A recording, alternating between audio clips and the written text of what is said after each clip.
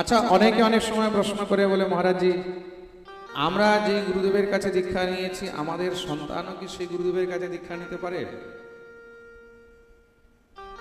অনেকের মনে প্রশ্ন থাকে না, কেন? এখন আমরা দীক্ষা নিলাম, তাহলে গুরুদেব আমাদের বাবা হলেন, তাই তো? তা আমাদের ছেলে কি বলছে? গুরুদেবকে দাদু বলছে। তা এখন তার কাছে কি দীক্ষা নেওয়া যাবে? এক গুরুদেবের কাছে বাপ, বেটা, নাতি, নাতির ঘরে বেটা, পতি, তার ঘরে পন্থী, পুরো মহারাজ গোষ্ঠী সমেত কিন্তু দীক্ষা গ্রহণ করতে পারে। তার মধ্যে কোনো প্রকারের কোনো সংশয়, কোনো প্রশ্ন চিহ্ন নেই। সূর্যবংশের মধ্যে গুরু ছিলেন বশিষ্ঠ মুনি। সূর্যবংশীদের গুরুদেব কে ছিলেন? জোরে বলো। বশিষ্ঠ মুনি।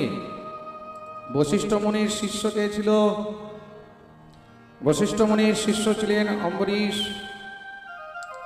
বশিষ্ঠ মুনির শিষ্য ছিলেন সগর। বশিষ্ঠের শিষ্য ছিলেন সগরের পুত্র অংশুমান। বশিষ্ঠের শিষ্য ছিলেন তার পুত্র দিলীপ। বশিষ্ঠের শিষ্য ছিলেন তার পুত্র ভগীরথ। বশিষ্ঠের শিষ্য ছিলেন তার পুত্র খটবাঙ্গ। বশিষ্ঠের শিষ্য ছিলেন তার পুত্র রঘু। বশিষ্ঠের শিষ্য ছিলেন তার পুত্র অজ। বশিষ্ঠের শিষ্য ছিলেন তার পুত্র দশরথ।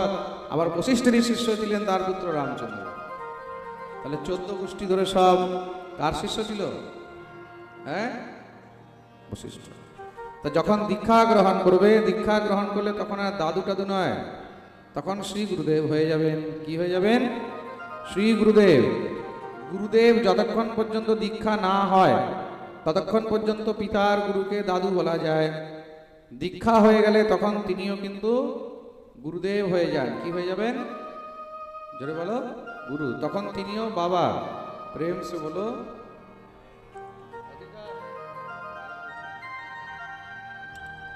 তার জন্য একই ঘরের মধ্যে সবাই মিলে একই গুরুর কাছে দীক্ষা গ্রহণ করতে পারে। আর বেশিরভাগ উচিত সেইটা, একই গৃহের মধ্যে একই গুরুর কাছে দীক্ষা গ্রহণ করাটাই সর্বোত্তম। প্রেম সে বলো। বলিয়ে ভক্তবৎসল ভগবান কি জয়।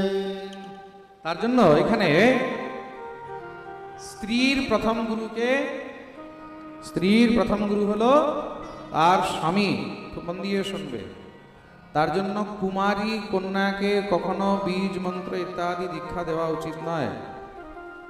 বিবাহের পরে স্বামীর আদেশ নিয়েই কিন্তু হরিনাম দেওয়া যায়। যেই নারীর, যেই কন্যার বিবাহ হয়নি তাকে হরিনাম দেওয়া যায়, নাম দেওয়া যায়, নাম মন্ত্র দিতে দোষ নেই। কিন্তু বীজ মন্ত্র ইত্যাদি কখনো অবিবাহিত কন্যাদেরকে দিতে নেই। কালকে তার কোথায় বিবাহ হবে, কোন ঘরে যাবে, কোন পরিবারে যাবে, সেখানে গিয়ে তখন সমস্যা হবে। অনেক সময় গুরু পরম্পরা নিয়ে সমস্যা হয়। তার জন্য বিবাহের পরেই কিন্তু স্ত্রীকে গুরুদেবের কাছে বীজ মন্ত্র ইত্যাদি দীক্ষা গ্রহণ করা উচিত, তাও স্বামীর আদেশে। এখন এখানে প্রশ্ন আসলো, স্বামী যদি খারাপ হয় তো ভগবান কি বলছেন?